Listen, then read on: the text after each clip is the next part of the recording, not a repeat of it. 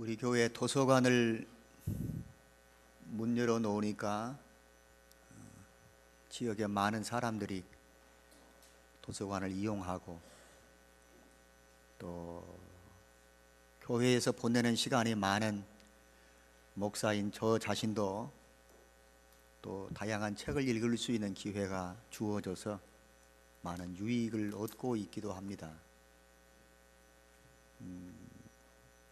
도서관은 하면 어린 아이들만 가는 공간이라고 생각지 마시고 우리 교회에 관련된, 기독교에 관련된 책도 상당히 한 부서를 차지할 만큼이나 많이 새 책으로 갖다 놨습니다.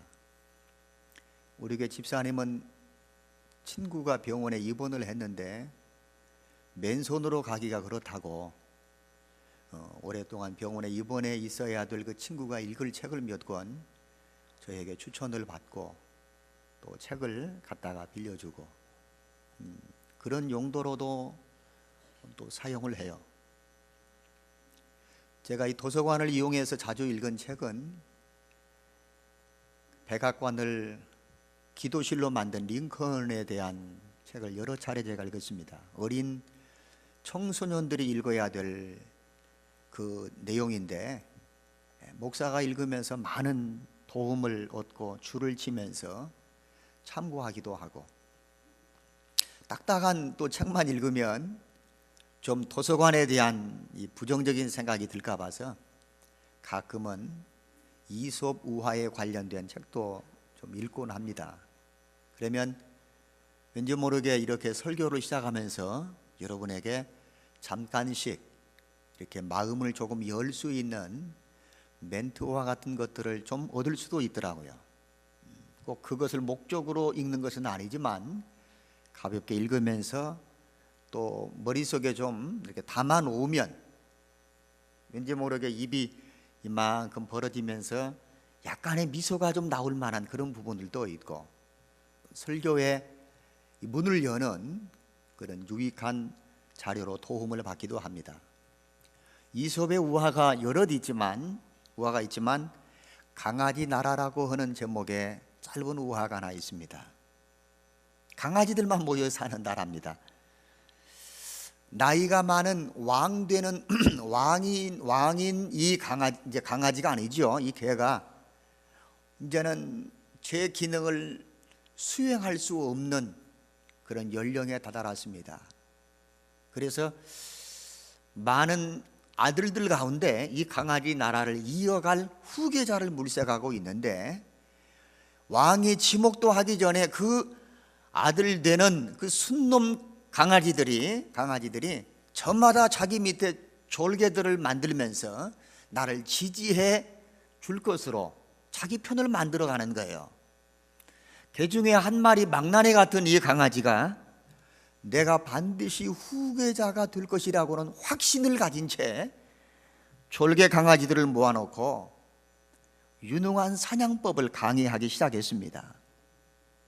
그래서 이 사냥법이 강의가 제대로 먹혀 들어가면 강아지들은 저 후계자를 지지할 것이고 그래서 내가 곧 머지않아 대권을 거머쥘 것으로 생각을 했습니다. 강의를 어떻게 시작했는지는 모르지만 많은 강아지들이 진지하게 귀를 기울여서 후계자가 될 강아지에게 옹기종기 모여 앉았습니다. 강의를 다 마쳤습니다. 훌륭한 사냥법에 대한 강의는 명쾌하게 끝냈습니다. 그런데는 이제는 사냥을 실제 하는 실전 연습으로 들어가기로 했습니다. 1부는 강의고 2부는 실전입니다. 그래서 이 강아지들을 모두 데리고 후계자가 될 가능성이 있는 이 강아지가 앞장을 서서 산으로 올라갔습니다. 오늘 사냥에 대한 실전 대상은 토끼다. 잠시 숨어서 숨을 고르고 있는데 토끼 한 마리가 숲에서 얼굴을 쭈삣 내밀었습니다. 후계자가 되고 싶은 강아지가 졸개들에게 이렇게 말했습니다. 잘 봐라. 사냥은 이렇게 하는 것이야. 그리고 기회를 엿보고 살금살금 기어서 토끼를 잡으려고 갔습니다. 토끼는 강아지가 자기를 쫓아오는 것을 직감하면서 앞에 뛰어갔고, 후계자 강아지는 그 토끼를 쫓아가기 시작했습니다. 결과는 토끼는 놓쳐버렸고, 후계자 강아지는 졸개 강아지들 앞에 면목이 없습니다. 그것을 가리켜서 개망신 당했다고 하는 거예요. 망신을 당했습니다. 강의는 잘했는데 실전에서 토끼를 딱 잡아가지고 목을 물든지 귀를 물든지 흔들거리면서 옛다! 너희들 먹잇감으로 던져주면 지지를 받을 텐데, 졸개 강아지들이 여기다 이걸 이렇게 넣고 획획거리면서 깔깔거리면서 왕대기는 틀렸다고 뒤에서 저마다 한마디씩 했습니다. 그때의 이 망신을 당하는 위기를 모면하기 위하여 후계자 강아지가 기침을 하면서 정색을 했습니다. 그리고 이제는 존댓말을 쓰기 시작합니다. 여러분, 제가 왜 토끼를 놓친 줄 아십니까? 깔깔거리면서 비아냥거렸던 그 졸개 강아지들이 귀를 다시 쫑긋 세우면서 후계자 저분이 토끼를 놓친 이유를 다시 귀담아 들으려고 합니다. 그때 후계자 강아지가 이렇게 말했습니다. 여러분, 저 토끼는 살기 위해서 뛰어간 것이고, 나는 여러분들에게 자랑하고 점심으로 한 끼 먹을 먹이를 잡기 위해서 저는 뛰었기 때문입니다. 저 토끼는 살기 위해서 도망을 갔고, 나는 여러분에게 토끼를 잡아서 자랑하려고, 그리고 점심 한 끼 끼니를 때우기 위해서 내가 토끼를 쫓았기 때문에 결국은 토끼를 놓친 것입니다. 무슨 말씀인지 좀 이해가 왔습니까? 붙잡히면 죽는다는 기정사실 앞에 죽지 않기 위해서 걸음아 날 살려라 도망가는 토끼는, 여러분, 그 강아지가 토끼를 해볼 수가 없는 것입니다. 세상에서 가장 무서운 사람이 누군 줄 아십니까? 주먹이 크고 싸움을 잘하고 몸집이 이렇게 건장한 사람이 무서운 게 아니라 죽을 각오하고 덤비는 사람한테는 못 해보는 것 아시죠? 죽자 살자, 너 죽고 나 살자, 이게 아니라 나 죽고 너 살아라, 죽을 각오하고 덤비는 사람한테는 어떤 장수들도 못 해보는 것입니다. 신앙생활은 토끼처럼 살기 위해서 해야 합니다. 다시 한번요. 신앙생활은 토끼처럼 살기 위해서 해야 합니다. 후계자 강아리처럼 남들 앞에 그 토끼 물고 내가 잡았다, 옛다 너희들 점심 한 끼로 내가 던져주는, 자랑하기 위해서 신앙생활을 하는 것이 아닙니다. 신앙생활은 나 살기 위해서 하는 것입니다. 신앙생활 가운데 가장 중심이 되는 예배는 토끼처럼 내가 살기 위해서 예배해야 합니다. 신앙생활의 중요한 덕목 가운데 한 가지인 기도는 남들 앞에 내가 기도합네라고 자랑하고 저분은 기도를 많이 하는 분이야, 이런 칭찬의 박수를 받기 위해서 하는 기도가 아니라 나 살기 위해서 토끼처럼 뛰어가는 듯 기도하면서 외치는 것입니다. 후계자 강아지처럼 적당하게 때우는 인생이 아니고 살기 위해서 뛰는 인생이 되고 싶거든 우리는 토끼처럼 경주를 해야 합니다. 뭐 하기 위해서요? 신앙생활은 나 살기 위해서 하는 거예요. 신앙생활은 취미가 아닙니다. 고기를 잡는 사람을 우리는 두 가지로 나눌 수 있습니다. 고기를 잡아서 생업으로 삼고 그것으로 가족을 부양해야 될 사람들은 어부입니다. 그러나 직장에 다니면서 한가한 시간이 되어 차 트렁크에다가 낚싯대를 싣고 그저 밤에 어디 바닷가나 고흥이나 여수나 방파제에 앉아가지고 낚싯대를 들이워서 돔이나 간재미, 갈치 뭐 잡히면 좋고 안 잡히면 씁쓸하게 돌아오는 취미로 하는 낚시꾼하고는 다른 것입니다. 고기를 반드시 잡아야 되고 낚아야 되는 어부는 거기에 자기의 사활을 거는 것입니다. 심혈을 기울이는 것입니다. 왜요? 살기 위해서입니다. 그런 낚시꾼은 취미입니다. 잡히면 좋고 안 잡히면 쓸쓸하지만 씁쓸하지만 그만 발걸음을 돌이키는 것처럼 신앙생활은 낚시꾼처럼 하면 안 됩니다. 신앙생활은 취미로 하는 것이 아닙니다.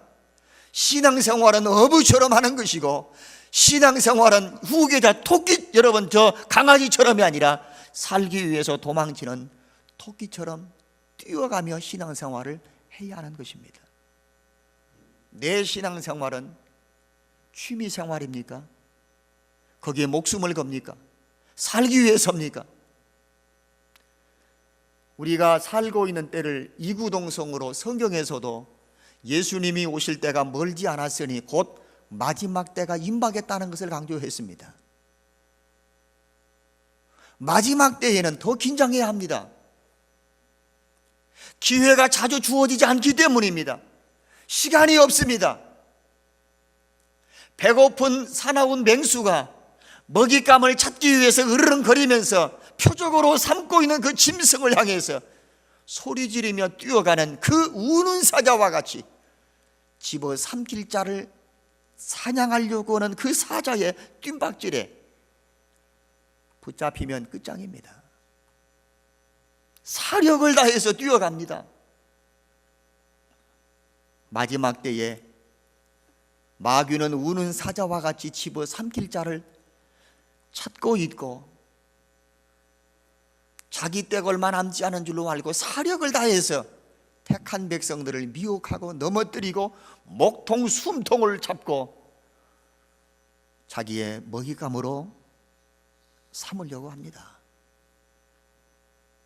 우리는 어제보다 오늘 세 번째 맞이한 주일, 네 번째 맞이하는 주일은 주님 만날 날이 그만큼 가까워 왔다는 것을 직감하면서 사력을 다하여 토끼처럼 뛰어가듯 신앙생활의 열심들을 내어야 할 것입니다. 오늘 신앙생활의 가장 중심이 되는 예수님을 여러분에게 소개하려고 합니다. 우리 함께 읽었던 마태복음 1장 21절부터 23절의 이 말씀은 성탄절을 전후해서 자주 듣는 성경입니다. 성탄절을 전후해서 자주 읽는 말씀입니다. 아기를 낳으면 예수라고 하라. 동방박사들, 목자들이 양을 치다가 그만 별을 보고 천사들의 음성을 듣고 다름박질하여 아기 예수 탄생한 그곳을 다름박질하여 찾아가 경배하는 사건들 등등, 성탄절을 전후해서 많이 듣는 말씀이지만 올 한 해를 시작하는 1월, 저는 여러분에게 이 말씀으로 우리의 신앙생활 토끼처럼 열심히 한번 뜀박질을 해야 될 필요성을 느끼기에 지난 주간 집회를 마치고 여러분에게 예수님을 소개하고 예수님을 다시 한번 바라보고 예수님을 다시 한번 믿고 그리고 예수님 달리신 십자가를 꽉 붙잡고 믿음으로 새롭게 재출발하는 기회가 우리 모두에게 주어지기를 바라면서 오늘 말씀을 여러분 주의 깊게 청종하시기를 바랍니다. 하나님께서 엿새 동안 세상의 모든 만물들을 만드셨다는 사건들이 창세기에 기록되어 있습니다. 만들어 놓으신 모든 만물들을 보시고 하나님께서는 흐뭇해 하셨습니다. 만족해 하셨다는 뜻입니다. 어느 하나 이거 잘못했네, 아이고 사람을 좀 굽다 보니까 흑인은 너무 타버렸고 백인은 너무 설익었고 황인종이 노릇노릇하게 제대로 잘 구워졌구만. 아이고 흑인은 실패요, 백인은 아이고 이거 실수야. 주님은 그러신 분이 아니에요.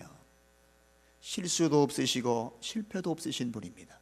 완벽하시고 전능하신 하나님이십니다. 하나님께서 만들어 놓으신 피조물 중에 사람처럼 뛰어난 피조물은 없습니다. 흙으로 만드시고 코에다가 생기를 불어넣어서 살아있는 영적인 존재로 하나님을 경외할 수 있는 영혼을 소유한 하나님의 형상으로 우리가 지음을 받았습니다. 하나님의 모양과 형상으로 지음받고 개에게는, 토끼에게는 영혼이 없지만 우리에게는 유난히 생기를 불어넣어 살아있는 생명, 영적인 존재로 만드시고 하나님을 찾고 하나님을 예배할 수 있는 종교성을 갖게 해주신 그 은혜는 여타의 모든 피조물들 가운데서도 가장 탁월한 피조물입니다. 하지만 육체의 기능면에 있어서는 하나님이 만들어 놓으신 모든 피조물 가운데 가장 순위가 낮습니다. 동물들은 어미가 산부인과 입원도 없습니다. 그냥 들녘에서 가다가 덜컹하고 새끼를 쏟아 놓으면 새끼는 비틀거리면서 삐적거리면서 엄마 따라갑니다. 사나운 짐승들 틈에서 큰 짐승들의 보호를 받으면서 삐죽거리고 걸어갑니다. 살기 위해서 걸어야 합니다. 다리 아파, 엄마 업어줘, 이런 응석을 부릴 수가 없습니다. 태어나는 순간부터 걷습니다. 그리고 며칠 지나지 않으면 뛰어다닙니다. 만물의 영장이라고 하며 영혼을 가진 하나님의 형상으로 지음받은 우리들이 모든 피조물 가운데 가장 탁월한 존재로 지음받았지만 1년이 되어야 겨우 기어다닙니다. 걸음이 좀 더딘 애들도 있고 말이 어눌하고 더딘 애들도 있습니다. 동물들은 1년 조금 지나면 동물로서 재구실을 하지만 사람은 나이 20이 넘고 나이 40이 되어도 사람 구실 못하고 재구실 못하는 경우도 왕왕 보이지 않습니까? 다른 동물들처럼 뿔이 있는 것도 아닙니다. 다른 동물들처럼 빨리 달리는 것도 아닙니다. 요즘에 신발을 선전할 때 치타의 그 발자국, 발걸음을 잘 묘사한 신발이 있습니다. 그 신발 신으면 빨리 달립니까? 천만의 말씀입니다. 하늘을 날지도 못합니다. 바다를 오랫동안 헤엄칠 수도 없습니다. 하지만 인간은 하나님이 주신 지혜와 능력으로 도구를 만들고 도구를 활용함으로 어느 동물보다 강하고 자동차와 배를 만들어서 어느 동물보다 빨리 가고 그리고 또 도구를 만들어서 어느 물고기보다 빨리 바다를 건너갈 수 있는 지혜로운 존재가 바로 사람입니다. 하지만 세상에서 가장 불행한 삶을 살고 있는 존재도 바로 인간입니다. 왜요?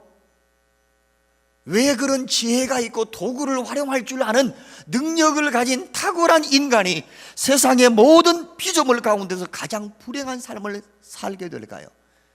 그 이유는 죄와 욕심 때문입니다. 아무리 탁월한 지혜를 가지고 있어도 그것이 죄와 만나면 그것이 사망을 향하여 다름받기라는 지혜가 될 것입니다. 아무리 탁월한 능력이 있어도 그것이 욕심과 만난다면 그것은 파멸의 능력이 되고 말 것입니다. 성경은 우리에게 이렇게 말씀했습니다. 죄의 마지막 대가는 죽음이다. 죄의 마지막은 죽음이다. 죄의 결과는 사망이다. 사람이 한번 태어나서 죽는 것은 정한이 지고 어느 누구도 이것을 부정하거나 부인하거나 이것을 회피할 사람은 아무도 없다고 했습니다. 가장 불행한 것이 인간이지만 다시 성공적인 삶을 살려면 이 죄와 욕심의 문제만 해결하면 되지 않겠습니까? 그것 때문에 인간이 하나님의 탁월한 피조물 가운데 가장 불행한 존재가 됐다면, 이 불행 끝 행복 시작이 되려면 죄와 욕심의 문제를 해결하면 되지 않겠습니까? 죄 문제를 해결하지 않고는 세상의 어떤 문제도 해결할 수 없고, 인간은 100세를 살고 장수의 시대, 장수의 마을에 살아도 이 불행은 해소할 수가 없습니다.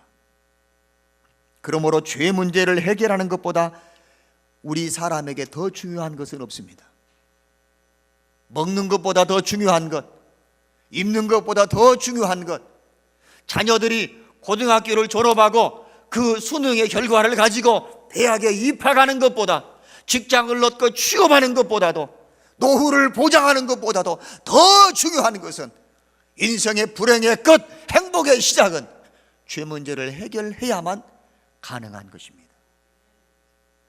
죄 문제를 해결하지 않은 채 노후 문제가 보장이 되어 있고 연금을 많이 받을 수 있어도 불행은 해결할 수가 없습니다. 높은 성적을 얻어서 4년 내내 풀 장학금을 받을 수 있는 입학을 했어도 죄 문제를 해결받지 못했다면 그에게는 끝까지 그림자처럼 죽음의 불행은 따라다니는 것입니다. 저와 여러분에게 가장 먼저 선행되어져야 될 해결은 죄 문제를 해결받는 것입니다. 믿음의 아멘 합시다. 할렐루야. 죄를 해결받으려면 죄에 대한 원인을 알아야 합니다. 무엇 때문에 죄가 왔을까? 죄의 종류는 몇 가지나 있을 것 같습니까? 예? 죄의 종류는 몇 가지나 있을 것 같습니까? 수를 헤아릴 수가 없습니다. 우리네 어릴 적에는 돈을 가장 많이 가진 사람을 백만장자라고 했습니다. 100만 원 가지면 최고 부자인 줄 알았습니다. 지금 100만 원은요, 큰 돈이 아닙니다. 없어서 그렇지 그렇게 큰 돈이 아닙니다. 지금은 억만장자가 큰 부자입니다. 100만 가지 죄, 아니 그보다 더 높은, 더 많은 억만 가지의 종류의 죄가 있다 할지라도 죄의 원인은 한 가지입니다. 그 원인은 무엇일까요? 불신앙, 안 믿는 것입니다. 세상에서 가장 큰 죄는 하나님이 우리에게 내밀어 주시는 사랑의 선물, 예수님을 모르고 거부하고 배척하는 것입니다. 이것이 가장 큰 죄입니다. 불신앙이 뭡니까? 불신앙이 뭐예요? 안 믿는 것이잖아요. 신앙이 없는 것이잖아요. 불신앙의 특징은 성경에서 이렇게 말씀했습니다. 마음에 하나님 두기를 싫어하는 것이 불신앙입니다. 자기가 내 삶의 내 것이고 내 인생이니까 내 인생의 주인은 나라고 삶의 주인을 자기에게 두는 것입니다. 그러니 하나님 말씀과 하나님의 뜻을 분별하지 않고 내 생각과 내 욕심을 따라 살려고 하는 것이 이 불신앙의 시작입니다. 하나님 두기를 싫어하는 거예요. 죄 문제를 해결하려면 방법은 딱 하나입니다. 마음을 열고 아들을 낳으리니 이는 자기 백성을 그들의 죄로부터 죄 문제를 해결할 수 있는, 유일한 죄 문제를 해결할 수 있는 열쇠이신 예수님을 믿고 영접해야 하는 것입니다. 할렐루야.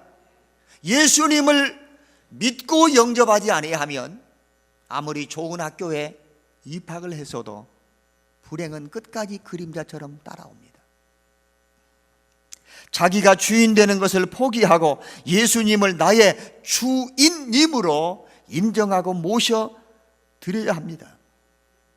하나님이 내 삶의 주인이 되시고, 그래서 나는 내 마음대로 살지 않고 하나님 말씀과 하나님 뜻대로 사는 사람이 되어지는 것이, 그것이 바로 나 살기 위한 토끼와 같은 신앙생활인 것입니다. 어린아이들은 엄마가 태중에 임산했을 때가 제일 엄마도 편합니다. 몸은 좀 무겁고 숨은 헐꺽거리며 헐떡이지만 그 자식들 돌보기가 제일 편합니다. 데리고 있으니까. 아이를 순산했습니다. 뉘어놓은 대로 먹고 새근새근 잠들면 그때가 또 편합니다. 그런데 몸을 조금 뒤척이면서 뭔가 조금 팔꿈치로 무릎으로 엉금엉금 기어다니면 그때부터 이제 엄마가 피곤해지기 시작합니다.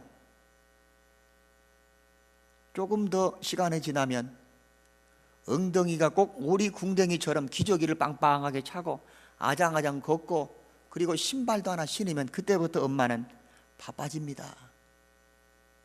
천천히 가거라. 넘어질라. 아이고 다쳐. 그 말이 어린아이의 귀에 들어옵니까 안 들어옵니까? 들어도 못 들은 척 해버립니다. 요즘에 어린아이들은요 영어로 스탑이라고 해야 알아듣습니다. 멈춰, 서 이런 말을 못 알아들어요. 어려서부터 영어로 스탑. 그 다음에는 모르겠어요. 그러면 쓰려는지. 엄마의 서라고는 말을 계속 앞으로 달려가면 위험하고 부딪히고 사고 나고 넘어지고 그럴 것 이 아이들은 모릅니다. 그저 엄마가 멈춰 서라고는 그 말을 못 들은 척 그냥 가버리는 것입니다. 자기 마음대로 하고 싶어 해요. 부모님이 자기를 위해서 하는 말도 모두가 다 우리 엄마는 또 잔소리한다고, 우리 엄마는 나한테 잔소리한다고, 듣기 싫다고, 그만하라고. 하지만 아이들이 부모님의 그 말씀 듣지 않고 자기 마음대로 살면 잘 될까요? 잘 못 될까요? 어렵습니까? 우리 가정의 자녀들이 부모가 무슨 말을 하든지 간에 듣기 싫어요, 귀찮아요, 잔소리 그만하세요, 내 인생이에요, 내 마음대로 하겠어요, 내 인생을 내 마음대로 질주하며 가면 결과가 잘 될 수도 있을는지 모르지만 부모님이 기대하고 부모님이 바라는 대로 안 될 가능성도 많다는 것입니다.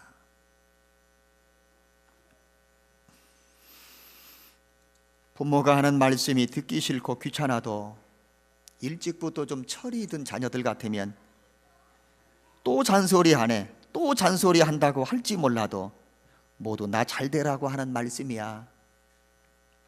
나보다 우리 부모는 나를 더 잘 안다고 인정해야 합니다. 그래서 내 생각대로, 내 계획대로, 내 고집대로 살지 않고 때로는 우리 부모님이 나보다 적게 배우셨고 사회생활도 더 좁게 하셨고 아는 범위, 동료, 친구들, 대인관계도 나보다 훨씬 더 폭이 좁은 공간에서만 살아오신 분이지만 부모님 말씀대로 순종하면 잘 될 줄로 믿고 부모 말씀에 귀를 기울여 가던 걸음 멈추고 이리 오라고 할 때에 되돌아오는 그 아이가 안전한 걸음을 걷게 될 줄로 믿습니다. 그것은 우리들도 마찬가지 아닐까요? 예수님을 믿고 영접하면 우리는 하나님의 자녀입니다.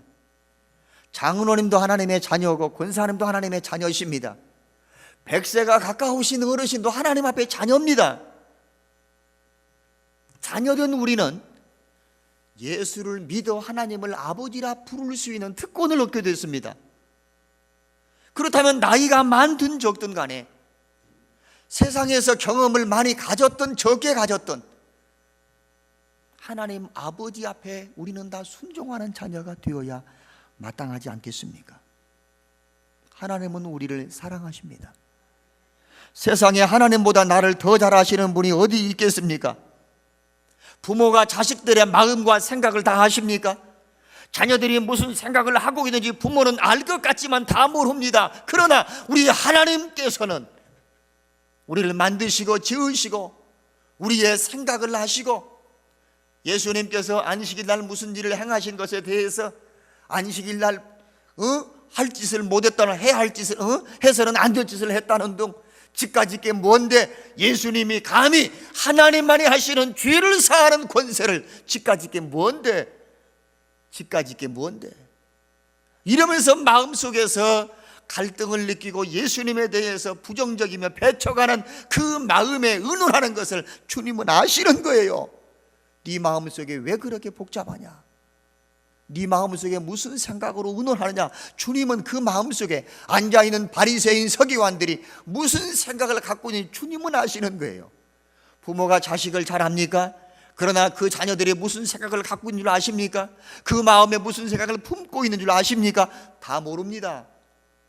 나를 닮은 딸이지만, 나를 닮은 아들이지만 부모는 자식을 다 모릅니다. 사람은 사람의 마음을 모르는 것입니다. 그러나 하나님은 아십니다. 믿음의 아멘 합시다. 하나님은 우리를 아시는 거예요. 생각도 하시고 마음도 하시고 계획도 하시고. 내일 일은 난 몰라요. 내일 일은 나는 몰라요. 그러나 하나님은 아셔요. 하나님은 나를 너무나 사랑하셔서 가끔 어린 제 막내가 저에게 응석을 부릴 때가 있습니다. 팔짱을 탁 끼고, 아빠 나 지금부터 눈 감고 가는 거야.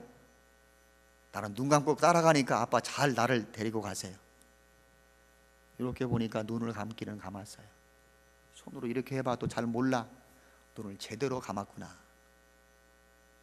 반드시 가다가 옆으로 살짝 비껴서 기둥 있는 쪽으로 걸어가게 장난삼아 아빠는 자녀에게 할지 몰라도 하나님께서는 우리의 인생을 그렇게 얄궂게 장난삼아 얘따 이놈아 너 눈 감았지? 너 나를 믿고 의지하고 따라온다고 그랬지? 그래 내가 살짝 비낄 테니까 요리 와서 전봇대다 확 입 하나 부딪혀라 이놈아. 메롱. 하나님이 그러실 분일까요?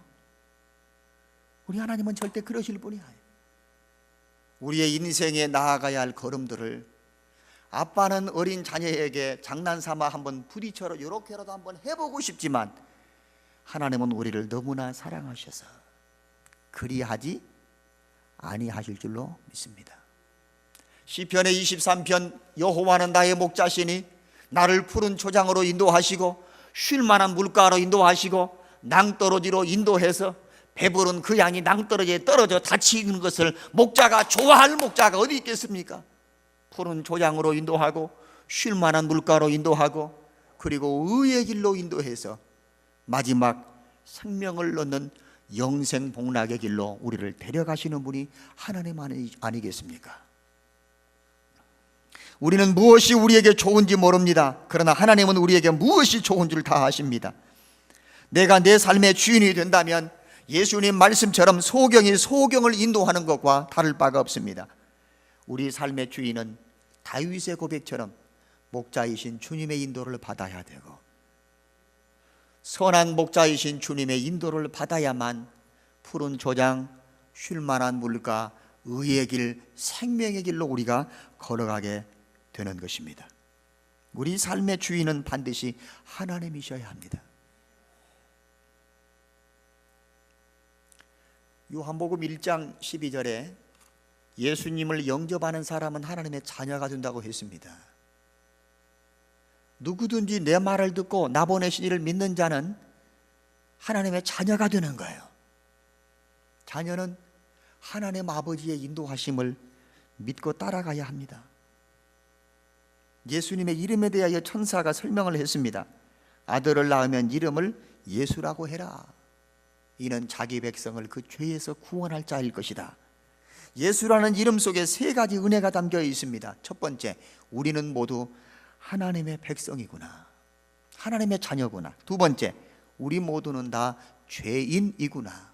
세 번째, 우리를 죄에서 구원하실 분은 오직 예수 한 분뿐이구나. 자기 백성을 그 죄에서 구원하실 분, 우리는 하나님의 백성이다. 우리 모두는 다 죄를 가지고 있는 사람이야. 죄에서 자유로울 수 있는 사람은 아무도 없다. 죄 문제를 스스로 해결할 수 있도록 어느 누구에게 어느 사람에게 이 열쇠를 맡긴 적이 전혀 없다. 그러므로 우리를 죄의 불행에서 건지실 분은 누구밖에 없다? 오직 하나님의 아들 예수밖에 없다고 했습니다. 여러분은 예수님을 구주로 믿고 영접했습니까? 그렇다면 믿는 것은 입으로도 표현합니다.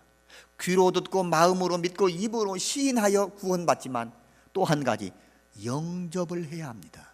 영접은 모셔드리는 것입니다. 누구로? 주인으로 영접하는 것입니다. 또 한 가지, 예수님의 이름은 임마누엘이라고 했습니다. 임마누엘은 하나님이 우리와 함께 하신다는 뜻입니다. 구원은 하나님이 우리와 함께 하시는 것이 구원입니다. 예수님과 함께 하는 것이 구원입니다.